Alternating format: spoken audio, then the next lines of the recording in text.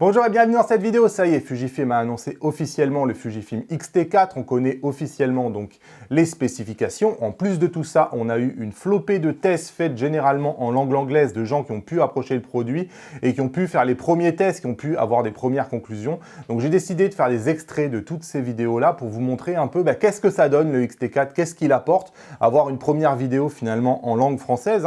Donc le X-T4, il va ressembler énormément au X-T3. On va voir tout ça. Alors, j'ai pris des extraits, généralement des vidéos de DP Review, les vidéos de Fujigai, on a la vidéo de Big Head Taco, on a la vidéo de Lee Zavids et on a Camera Lab. Donc, tous ces gens-là, c'est des gens qui ont travaillé avec Fuji, qui ont eu accès à un modèle de pré-série et donc, ça m'a permis de faire des extraits, des petits extraits de ces vidéos-là qui va me permettre de vous montrer une première fois qu'est-ce que ça donne finalement le X-T4.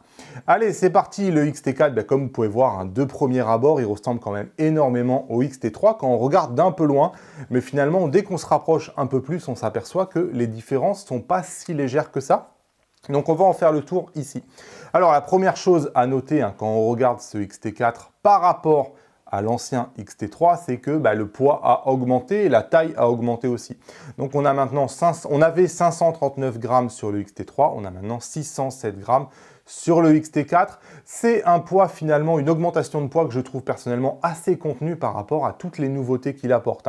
Donc si on regarde en détail par rapport au X-T3, en largeur, on a gagné 2 mm.1, en profondeur, on a gagné 5 mm si on calcule à la taille du grip, mais le grip a augmenté, ce qui est plutôt un point positif d'avoir un meilleur grip. Donc si on regarde juste là au plus fin, on est à 2,5 mm. Donc en gros, on a grossi de 2 mm en largeur, on a grossi de 2 mm en profondeur et on a gagné 70 grammes. C'est pas si énorme étant donné tout ce qu'il a en plus qu'un X-T3. Alors physiquement, par rapport au X-T3, on a des boutons notamment qui ont pas mal changé de place. Donc ici, on a la vue sur le dessus, on a le X-T3 à droite. Donc si on regarde sur le X-T3, on avait un petit bouton personnalisable entre les deux molettes, donc là où j'ai le curseur de souris. Ce bouton-là, il était quand même assez peu accessible. Donc Fujifilm l'a maintenant mis au-dessus de la molette de correction d'exposition. Il est juste à côté de l'obturateur, donc il va être beaucoup plus accessible. Donc c'était vraiment quelque chose de positif. De même, regardez ici, on voit bien la différence de grip. Donc on a un grip qui est quand même plus prononcé. Là aussi, c'est plutôt une bonne évolution. Dès que vous allez mettre des objectifs qui sont un peu gros, on va avoir un boîtier qu'on va tenir un peu mieux en main. C'est plutôt une bonne évolution. Alors évidemment, le plus gros des changements, c'est à l'arrière de ce Fujifilm X-T4. Donc on a le X-T3 qui est toujours à droite ici. Donc on a l'écran qui est maintenant un écran sur rotule, dont on va parler évidemment dans cette vidéo. Donc on peut voir que l'écran sur rotule, on peut voir l'attache, elle est ici sur la gauche. Pour le reste, c'est surtout l'emplacement des boutons qui a changé. Si on regarde sur le X-T3, on a AEL à gauche, on a la molette arrière et on a AFL à droite. Donc ici, le bouton Q qui était avant au-dessus du joystick, comme vous pouvez voir, il a pris la place du bouton AFL qui a disparu. Le bouton AF-On fait son apparition exactement au bon endroit avec un toucher arrondi qui va permettre de l'identifier juste au toucher, donc c'est plutôt sympa. Le bouton AF-On est très bien placé et donc du coup ça décale le bouton AEL au-dessus du joystick. Donc tout ça c'est vraiment de l'ergonomie, mais ça va plutôt dans le bon sens. Et surtout, Fujifilm a eu la bonne idée de conserver le D-pad. C'est le seul appareil qui a conservé son D-pad. Le X-T30 l'a perdu, le X Pro 3 l'a perdu. Le Fujifilm l'a gardé et j'ai envie de dire ouf, parce que j'aurais été très triste qu'il supprime le D-pad. Autre nouveauté, on a ici un mode HDR qui est arrivé au niveau de la molette des modes et le mode film, lui, a quitté la molette des modes tout simplement parce qu'il a maintenant une molette dédiée. Donc ce X-T4, il n'a plus la molette de la photométrie comme on peut le voir ici sur le X-T3. À la place, il a une molette Still et Movie qui permet en fait de le mettre l'appareil photo soit en mode photo, soit en mode vidéo. Mais donc maintenant, on peut choisir. Au niveau des ports, sur le côté, on a toujours le port USB-C, on a toujours le port mini HDMI. Juste au-dessus, alors comme vous pouvez voir, on a maintenant des nouvelles petites portes en plastique. Je trouve pas, ça fait pas ultra qualitatif. On avait ça avant sur les Sony, j'ai jamais été super fan, mais bon, c'est pas grave. C'est qu'un détail. Donc on a un port micro et on a un port aussi pour la télécommande. Donc ça veut dire exit le port pour le casque qui était présent sur le X-T3, qui n'est plus présent sur le X-T4. Fuji a opté pour une autre solution intermédiaire, c'est-à-dire que Fuji vous fournit un adaptateur qui est présent dans la boîte du X-T4, adaptateur qui vous permettra, si vous le connectez sur l'USB-C, de brancher un casque. Le problème, c'est que les adaptateurs, on les oublie, on les perd. c'est quand même parfois embêtant. De l'autre côté, on a les ports carte SD, donc ports carte SD qui ne sont pas tout à fait organisés comme sur le XT3, ils sont maintenant l'un au-dessus de l'autre, donc ça ne change pas grand-chose, on est toujours sur 2 ports rapides UHS-2, donc voilà, tout est made in China. Allez, passons maintenant sur cet écran sur rotule. Donc l'écran sur rotule, comme vous pouvez voir, il vous permet, de protéger, de retourner l'écran pour le protéger quand vous le transportez, ça évite de le rayer dans le sac. Donc il vous permet de sortir complètement l'écran et évidemment, il va vous permettre de le retourner de façon à voir ce que vous êtes en train de filmer. Et cette fonction-là, elle n'est pas utile uniquement en vidéo. Elle est utile en vidéo quand vous voulez vous filmer vous-même, évidemment, mais elle est utile aussi en photo pour faire des selfies. C'est vraiment quelque chose qui est très utile, je trouve. Pour moi, c'est une excellente évolution, même si l'écran sur rotule, il faut l'admettre, ça n'a pas que des qualités. Donc l'écran sur rotule, il permet évidemment d'orienter vers le haut si vous voulez prendre une photo depuis le ras du sol, ou vers le bas si vous voulez prendre une photo autour d'une foule. Donc cet écran sur rotule, je dis qu'il n'a pas que des qualités parce que c'est un écran qui n'est pas dans l'axe de l'appareil, donc il faut regarder un peu à gauche. Et c'est un écran qui est plus visible en définitive si vous prenez des photos de rue. On a vu avec le X Pro 3, l'écran il est retourné vers le bas, on a l'impression qu'on regarde le trottoir. Mais là, si vous avez un écran sur la gauche, ça va être un peu plus visible quand même. Puis surtout, sur un écran comme ça, moi par exemple, je suis un utilisateur de L-Bracket sur mon XT3. Et bien là, c'est pareil, mettre un L-Bracket avec un écran comme ça, c'est quasiment impossible. Donc exit ceux qui utilisent un L-Bracket, exit le L-Bracket probablement sur Fuji, ou alors il va falloir inventer des nouveaux modèles. Donc voilà, en tout cas, un écran sur rotule, il est valable aussi bien en paysage qu'en portrait. On peut faire absolument tout avec un écran comme ça. Donc pour moi, c'est plutôt une belle évolution, même si certains préféreront le tilt screen. Et voilà, on peut le refermer et on a un écran qui est protégé, c'est tout l'avantage. Alors, l'autre grosse nouveauté de ce XT4, j'en ai parlé au début, c'est la molette qui permet d'être soit en mode still, still ça veut dire photo, soit en mode vidéo, donc movie qui veut dire vidéo. Vous avez maintenant 2 univers complètement séparés, on les verra tout à l'heure, mais on a un univers photo et on a un univers vidéo avec cet appareil photo. Alors, l'autre énorme nouveauté de ce XT4, c'est la stabilisation. Donc la stabilisation, elle porte sur le même capteur que le XT3, donc on a toujours le même capteur. Par contre, on a une stabilisation 5 axes de 6,5 stops. Donc en termes, on a les unités ici par exemple de l'Ibis qu'il y avait dans le XH1. On peut voir que l'Ibis qui a été mis dans le XT3, elle est 30% plus petite et elle est 20% plus légère. Elle ne fonctionne pas à ressort, elle fonctionne via le magnétisme. Mais enfin, le résultat, il est là, 6,5 stops, ça veut dire que cet appareil photo-là, il fait tout mieux que le XH1. Donc, ce n'est pas une stabilisation à minima, c'est une stabilisation de classe mondiale. On est vraiment dans les meilleures stabilisations au monde. Et je pense que Fuji a fait un petit coup de génie et a très très bien travaillé sur ce coup-là. Alors, de manière générale, cette stabilisation, elle est accompagnée en plus d'une stabilisation numérique, Digital Image Stabilization, DIS, à l'intérieur des menus. Donc, on a 3 modes de stabilisation qui va être proposés par ce XT4. Vous avez la stabilisation dual. Donc, dual, c'est la stabilisation de l'objectif qui va fonctionner avec la stabilisation du capteur. On a un second mode qui est la stabilisation dual plus une stabilisation numérique. Donc, dans ce mode-là, vous avez un crop environ entre 1.1 si vous êtes en 1080p ou 1.29 si vous êtes en 4K. Et avec ce crop-là, le crop permet une stabilisation supplémentaire de la stabilisation mécanique qui vous assure que l'image elle bouge quasiment pas, quoi. Et enfin, vous avez un mode intéressant qui est le mode Boost de stabilisation. Boost de stabilisation, c'est quand vous voulez faire un plan à main levée, un plan dans lequel vous ne bougez pas. Donc, il n'est pas question de faire de panorama ou de mouvement. Et en fait, dans ce mode-là, le capteur est super stabilisé pour vraiment l'empêcher au maximum de bouger.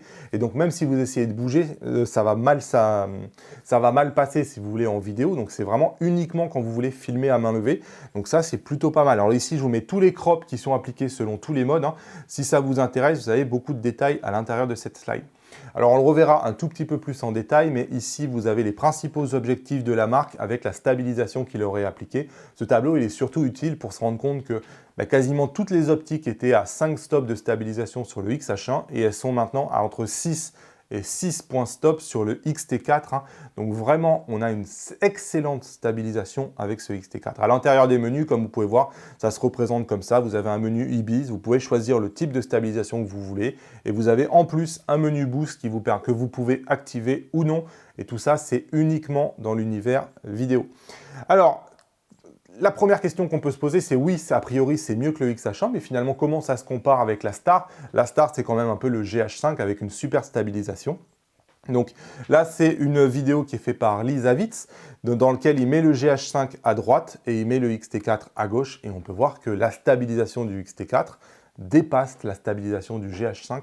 Et ça, c'est pas rien, hein. Le XT4, je pense, est pas loin d'être en concurrence pour avoir une des meilleures stabilisations sur le marché, hein. Il faudra voir par rapport au Panasonic S1R, mais S1H, pardon, mais c'est vraiment du bon matériel qu'a mis la Fuji. Alors, avec la nouvelle stabilisation, l'autre star, c'est enfin une nouvelle batterie qui va permettre d'augmenter l'autonomie. Donc ici, on a une batterie de 2200 mAh. Ça vous autorise une autonomie de 600 photos lorsque vous êtes en mode économie. Si vous mettez le grip, vous avez 1700 photos. Autant dire que ça y est, le problème d'autonomie avec Fuji, c'est enfin réglé et que cette nouvelle batterie, elle est vraiment faite pour les hybrides. Pensez aussi que les cycles d'homologation des batteries sont plutôt défavorables aux constructeurs. C'est-à-dire on a toujours tendance à faire plus de photos que ce que le constructeur annonce ici. Donc ici, c'est exprimé en termes de photos, mais si vous voyez l'autonomie en termes de vidéo, on est à plus de 2 fois ce que pouvait faire le XT3. Donc vraiment, en gros, c'est une énorme évolution. Donc voilà, je vous montre la nouvelle batterie. Elle ressemble énormément aux batteries Nikon. Donc on a les contacteurs sur le dessus. C'est une batterie qui est un peu bombée. Voilà, là vous avez l'ancienne VS, la nouvelle. On peut voir qu'en termes de taille, c'est pas si éloigné que ça. Pour autant, on a quand même beaucoup plus de batterie avec ce nouveau modèle. Alors, l'autre nouveauté, c'est vis-à-vis du viseur. Le viseur, c'est exactement le même que celui du XT3. Donc, on a un viseur 3.69. C'est le meilleur viseur qu'il y a sur le marché, hein. Donc, vous n'allez pas pouvoir trouver mieux ailleurs. C'est un viseur qui maintenant arrive avec 3 modes boost. Donc, vous allez pouvoir choisir si le viseur ou l'écran LCD, vous le voulez en low light priority. En low light priority, vous allez avoir une meilleure qualité d'image en basse lumière. En résolution priorité, vous voulez à tout prix avoir la meilleure qualité d'image possible sur votre viseur, ou en framerate priority, la meilleure taux de rafraîchissement. Donc ça va permettre de, selon votre besoin, vous allez pouvoir adapter le viseur en définitive. Donc ça va se retrouver dans ce qu'on appelle le power management au niveau du menu, et vous allez pouvoir choisir finalement qu'est-ce que vous voulez optimiser par rapport à votre viseur ou par rapport à votre écran LCD. Alors, tout le XT4, il arrive avec la plupart des nouveautés qui étaient dans le X Pro 3, plus des nouvelles choses. Donc, on a évidemment l'autofocus en ultra basse lumière, donc à -6 EV, hein, c'est énorme. Il est capable de faire la mise au point dans le noir. On a évidemment le mode HDR aussi. On a une nouveauté, c'est-à-dire que la Rafale, elle est maintenant à 15 images par seconde en obturateur mécanique, hein. C'est un des seuls obturateurs au monde à savoir faire ça, je crois même que c'est le seul. Et en plus de ça, il se paye le luxe de doubler sa durée de vie. Il était garanti avant jusqu'à 150 000 déclenchements, il est maintenant garanti jusqu'à 300 000 déclenchements. On est sur un autofocus qui est hyper rapide, on va le voir justement. Et on a toutes les qualités du XT3, hein. On n'a pas de blackout, une Rafale avec l'obturateur électronique qui est capable d'aller jusqu'à 30 fps. Mais tout ça, c'est sur le même capteur que le XT3 et c'est sur le même processeur que le XT3 et on reste sur un capteur de 26 millions de pixels qui a été un tout petit peu optimisé, un peu à l'image de celui du X Pro 3. Mais enfin, on voit très peu de différence entre le XT3 et le XT4. C'est pas sur la qualité d'image que la différence va se faire. Alors, on revient rapidement sur cette nouvelle molette entre style et movie. Donc, mode photo ou mode vidéo. Donc cette molette-là va impacter les menus. C'est-à-dire que si vous êtes en style et que vous appuyez sur le menu, hop, vous allez avoir tous les réglages qui sont liés uniquement à la photo. Donc par exemple, la qualité d'image, le format RAW, ce genre de choses. Et dès que vous voulez parler de vidéo, vous enclenchez la molette sur vidéo et là, vous avez un menu dédié à la vidéo dans lequel vous pouvez aussi tout changer. Vous allez pouvoir changer tous les aspects au niveau de la vidéo, les formats, la qualité de l'image, la simulation de film, etc. L'autofocus, le micro, donc vraiment tous les menus vidéo. Au lieu d'avoir avant, on avait un menu vidéo qui n'en finissait plus, qui était à 5 ou 6 pages, qui mêlait tout. Maintenant, on a un menu vidéo qui est extrêmement bien organisé et on a vraiment 2 mondes finalement qui sont séparés.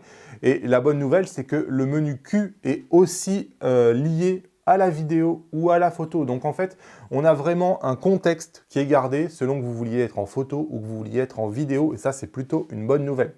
Alors, rassurez-vous, même si vous faites uniquement de la photo, cet appareil photo, là, il va quand même faire évoluer les choses par rapport au XT3. Et pour moi, l'évolution la plus significative, c'est l'autofocus. C'est-à-dire que l'autofocus a un suivi qui est dramatiquement amélioré par rapport au XT3. J'ai toujours dit que le tracking sur ce XT3 n'était pas suffisant. Si vous essayez de faire le moindre sujet, ça ne marche pas. Et ici, voilà, là je vous fais une première démonstration, c'est sur une vidéo DP Review.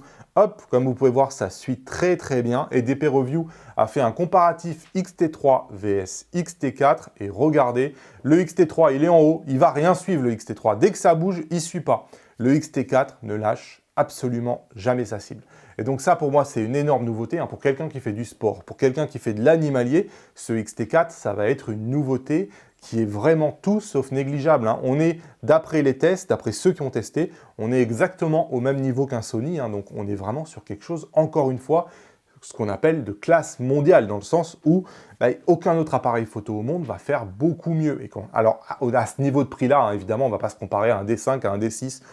Les autres nouveautés, c'est la possibilité maintenant d'avoir un nouveau format RAW. Ce nouveau format RAW, il s'appelle compressé et en fait, c'est un format RAW avec perte. Jusqu'à maintenant, on avait compressé sans perte. Maintenant, on a compressé. Fujifilm nous dit que ça va être très difficile de trouver la différence entre le compressé sans perte et le compressé avec perte, mais il peut y avoir certains cas dans lesquels on va trouver la différence. C'est une manière de shooter au format RAW tout en faisant attention à son espace de stockage. Donc là aussi, c'est quand même quelque chose qui est plutôt bienvenu. L'autre nouveauté aussi, c'est en plus du JPG, on a maintenant le format TIFF et le format TIFF 16 bits. On a aussi des nouveautés au niveau de la balance des blancs. Au niveau de la balance des blancs, on a maintenant deux priorités. Une priorité white, donc priorité blanche, ou priorité ambiance. Et en fait, ce choix-là, il va vous permettre d'indiquer à l'appareil photo, lorsque vous avez une lumière d'ambiance qui donne une teinte, est-ce que vous voulez à tout prix que le Fuji corrige au maximum la teinte pour avoir du blanc ? Ou est-ce que vous voulez que le Fuji garde la lumière d'ambiance et garde finalement la teinte qui est induite par ces lumières-là? Ça, c'est un choix du photographe. On a maintenant l'option pour le faire directement dans l'appareil photo. On a toujours la courbe des tonalités qui est de plus en plus affinée. Maintenant, Fuji permet de choisir des demi-stops. Donc directement, depuis l'appareil, on peut faire sa courbe des tonalités et avoir le look vraiment qu'on recherche. Donc ça, c'est que des nouvelles fonctions qui sont vraiment, vraiment sympas et qui sont surtout en photo. En vidéo, on a aussi de nouvelles choses. Alors, le mode commande vidéo silencieuse du XT3 a été renommé contrôle optimisé pour la vidéo. C'est exactement la même chose. En fait, c'est un menu tactile que vous pouvez appliquer lorsque vous êtes en mode vidéo. Et dans ce menu tactile-là, vous pouvez choisir tous les paramètres d'exposition. Et donc, vous pouvez avoir des paramètres d'exposition qui vont être complètement différents selon si vous êtes en photo ou sinon si vous êtes en vidéo. Donc les molettes, elles servent au mode photo. Et dès que vous êtes en mode vidéo, vous le choisissez via l'écran tactile. Et donc, vous avez vraiment deux paramètres d'exposition qui sont complètement séparés, deux mondes séparés. L'autre grosse nouveauté, à mon sens, c'est le F-Log View Assist. F-Log View Assist, jusqu'à maintenant, lorsque vous filmiez en F-Log, vous aviez une image qui était très terne, qui n'avait pas de contraste. C'est très difficile de voir un peu, d'imaginer quel va être le rendu au final. Donc vous êtes obligé de mettre un écran externe, de lui appliquer une lutte. C'est quelque chose qui est un peu lourd. Maintenant, vous avez cette fonction-là que vous pouvez mettre sur On et hop, d'un seul coup, vous allez pouvoir un rendu sans moniteur externe. Même si vous filmez en F-Log, vous avez le rendu qui est affiché sur l'écran. Et ça fait quand même une belle différence. On a un ralenti qui est maintenant 240 images par seconde en plus du mode 120 images par seconde. Tout ça, c'est en 1080p. Alors la qualité est un tout petit peu dégradée par rapport aux 120 images par seconde, mais pouvoir faire un 240 images par seconde sur un boîtier, c'est quand même pas rien. C'est toujours mieux que ceux qui le font aujourd'hui. Avec leur smartphone, vous aurez une qualité qui est quand même bien meilleure. Alors, vous avez des accessoires en plus de tout ça. Le XT4, il continue d'être compatible avec le grip. On est sur un grip qui est par contre beaucoup plus gros que ce qu'on avait l'habitude sur le XT3. Et on va voir tout de suite pourquoi. Donc, le grip avec le bouton Boost.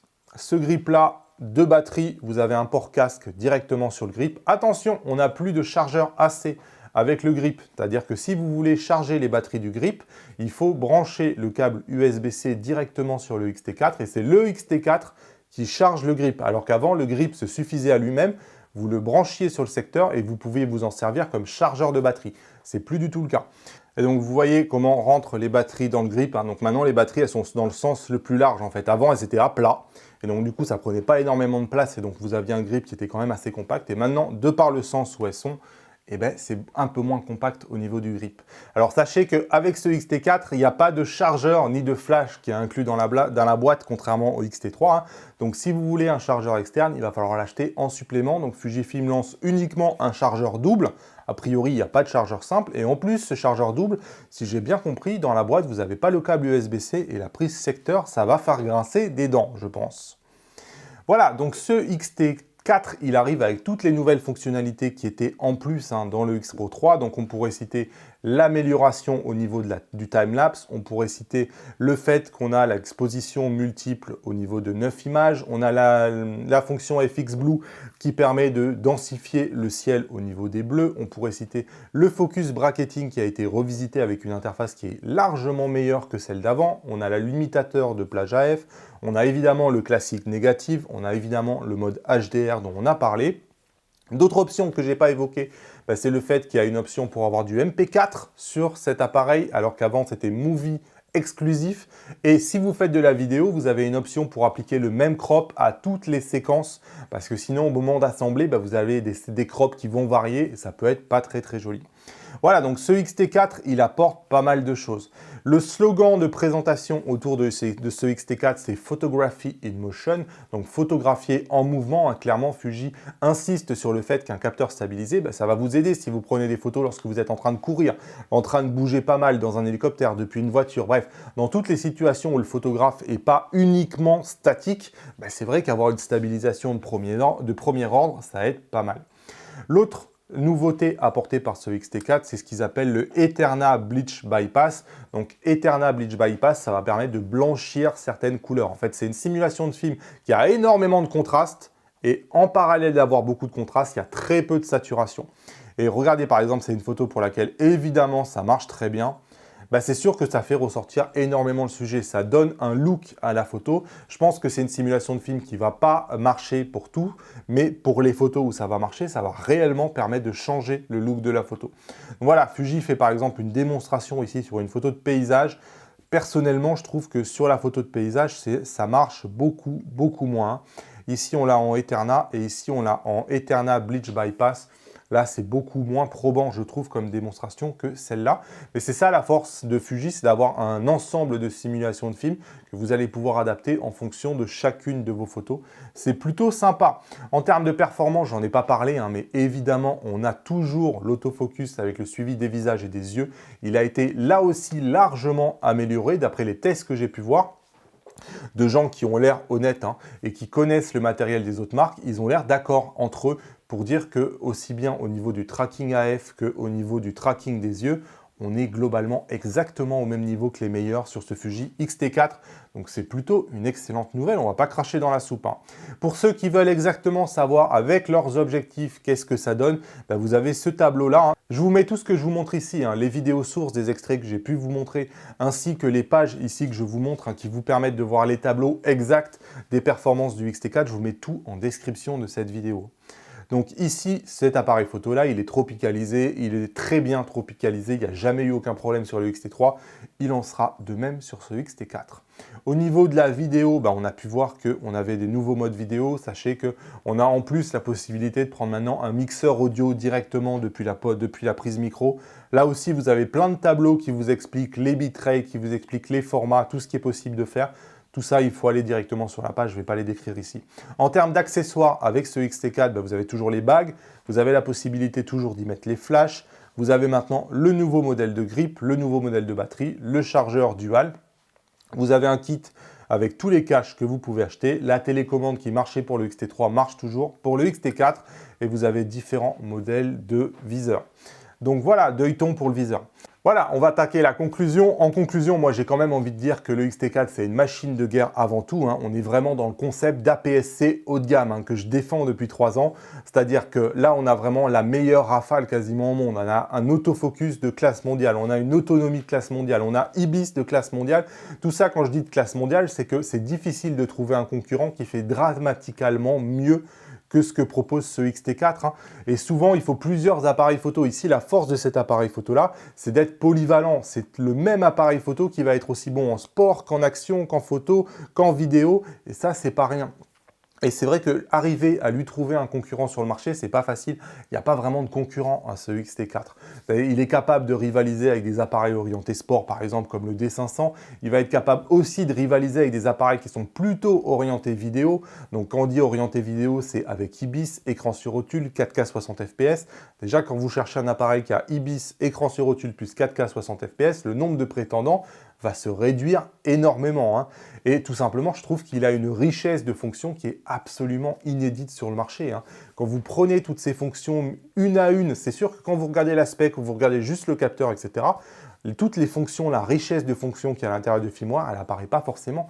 Mais on a un firmware avec un nombre de fonctions où, quel que soit votre besoin, finalement, vous allez retrouver largement ce que vous avez besoin. C'est-à-dire que c'est un appareil photo, à mon sens, qui est vraiment prêt pour demain, en fait. Il répond présent aujourd'hui, mais quel que soit le besoin dans votre évolution photo que vous aurez demain, vous avez tout dedans. C'est-à-dire que c'est un appareil qui, à mon sens, il n'est pas du tout prêt d'être has-been parce qu'il a absolument tout ce qui se fait de mieux aujourd'hui à cette date. Et à mon avis, il va falloir attendre un moment avant que la photo avance dramatiquement. Ici, vraiment, on est sur quelque chose, un produit qui est extrêmement abouti. Alors, si on résume les prix de ce XT4, parce que c'est ça qui fait un peu grincer des dents, il est vendu nu à 1 799 €, il est vendu en kit avec le 1855 à 2199 €, avec le 1680 F4 à 2299 €. Entre les deux, personnellement, je préfère le 1680 F4. En niveau de la batterie, si vous achetez une batterie seule, elle vous en coûtera 69 €, le kit de cache à 12 €, le grip 329 €, sachant qu'il n'y a pas le chargeur AF, il n'y a pas le chargeur AC dedans, hein. Et vous avez le chargeur dual à 69 €. C'est sûr que tout ça, c'est pas donné, notamment au niveau des accessoires. Donc, cet appareil-là, il sort à la fin du mois d'avril, début du mois de mai 2020. Alors, si on regarde un peu la concurrence, en APS-C, au niveau du haut de gamme, moi, j'estime que Fuji n'a quasiment pas de concurrence. On pourrait citer à la limite le A6600, mais pour moi, ils ne sont pas vraiment concurrents, hein. Tout simplement parce que le A6600, il n'a pas de 4K 60 fps. Et c'est probablement quelque chose qui va être discriminant pour des appareils qui sont quand même beaucoup orientés vidéo. Donc Sony a des rumeurs de A7000 hein, depuis longtemps, hein, de Baby A9 comme on l'appelle. On verra. Pour l'instant, ce A6000, il a plutôt un capteur de XT2 qu'un capteur de XT3. C'est pour ça que j'estime qu'ils ne sont pas réellement concurrents. On peut citer le D500, qui est un appareil qui est vraiment orienté sport, qui est vendu aujourd'hui à 1619 €. Mais enfin, à mon sens, le XT4, pour quelqu'un qui veut rester en APS-C pour les qualités de l'APS-C, qui veut un appareil ultra polyvalent, en définitive, il n'a pas de concurrence. Et c'est pour ça que probablement Fuji a raison finalement de faire payer toutes les qualités qui sont dans XT4, effectivement, ça vaut un prix. Alors, on pourrait le comparer, je vois pas mal de gens qui le comparent avec le plein format. C'est sûr qu'en plein format, vous avez un capteur qui sont plus grands, mais généralement, ces fonctions, elles ont beaucoup moins de... ces boîtiers, ils ont beaucoup moins de fonctions que le XT4. Vous n'allez jamais avoir le 4K 60 fps, vous n'allez pas avoir la rafale de fou que propose un XT4, vous n'allez pas avoir l'écran sur rotule, vous n'allez pas non plus avoir un viseur généralement et un écran LCD qui sont d'aussi bonne qualité. Alors c'est pas valable pour tous, hein, mais sur la plupart en général vous n'avez pas toutes ces qualités-là. Donc c'est sûr que vous avez un capteur plus grand, mais vous avez des fonctions en moins. Donc c'est un équilibre en fonction des besoins de chacun. Le seul appareil ultra vraiment méga polyvalent, à mon sens, c'est le XT4. Et évidemment, sur les capteurs plein format, il faut aussi prévoir le prix des objectifs qui va aller avec le boîtier, hein, parce que sans objectif, le boîtier, il ne va pas faire de photos. Donc le A7 III, il est disponible aujourd'hui à 2099 €, le Z6 à 1769 €. Vous avez deux Canon en plein format qui peuvent être dans cette gamme de prix, 1499 € pour le EES RP et 2269 € pour le EES R. Bref, à mon sens, le positionnement prix Fuji n'est pas du tout déconnant. Et finalement, même si moi aussi, de prime abord, j'étais étonné de voir un gain de 300 € par rapport au XT3, finalement, à la réflexion, je trouve que ce boîtier-là, il est plutôt bien positionné niveau prix, vu le nombre de fonctions qu'il incorpore. Allez, pour finir avec ce qu'il n'a pas, ce XT4. Il n'a pas la 6K, hein, mais à mon avis, il n'y a personne aujourd'hui qui a réellement envie d'avoir une 6K. Il a le 4K 60 fps, mais il a toujours le même niveau de crop que le XT3.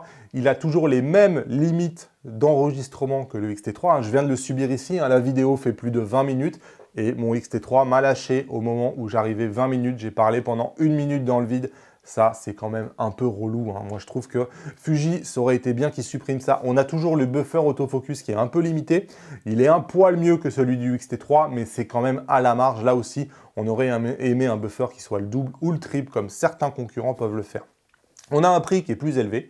300 € de plus par rapport au XT3. Alors ces 300 €, elles couvrent quand même le fait d'avoir un capteur stabilisé, le fait d'avoir une nouvelle batterie, le fait d'avoir un écran sur rotule, donc quelque part elles sont compensées par des nouveautés. Et c'est vrai que 300 €, ça fait beaucoup.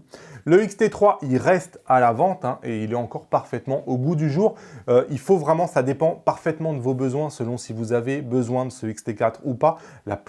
Pour la plupart des usages, le XT3 fera bien l'affaire. Le XT3, ça reste un appareil photo qui, encore aujourd'hui, il est ultra compétitif et il y a très peu de boîtiers qui lui arrivent à la cheville. Je parle en APS-C évidemment. Donc le XT3, il reste à la vente et en plus, il va être mis à jour probablement au début de l'été avec pas mal de fonctions logicielles qui sont aujourd'hui dans le XT4. Et Fuji dit encore et toujours qu'il y aura bien un XH2. On peut imaginer en 2021 l'arrivée d'un XH2 dans lequel il y aurait un nouveau processeur et dans lequel il y aurait un nouveau capteur qui permettrait d'être au XH2, vraiment l'ultra haut de gamme de chez Fuji. Voilà pour ce XT4, j'espère que cette présentation vous en a appris plus sur le boîtier. Pour moi, Fujifilm tape encore un énorme coup et assoit vraiment sa position dominante sur l'APS-C haut de gamme. Je pense qu'il y a très peu de gens qui vont être déçus par ce boîtier. Merci d'avoir regardé cette longue vidéo. Vous pouvez me lâcher le pouce levé vers le haut si vous avez apprécié cette vidéo. Si vous débarquez chez Fuji, vous avez le guide de démarrage du fugiste débutant en cliquant sur les 12 conseils juste ici. Dites-moi en commentaire qu'est-ce que vous pensez de ce XT4, quelles sont ses forces et ses faiblesses pour vous. Ça va intéresser toute la communauté. Salut!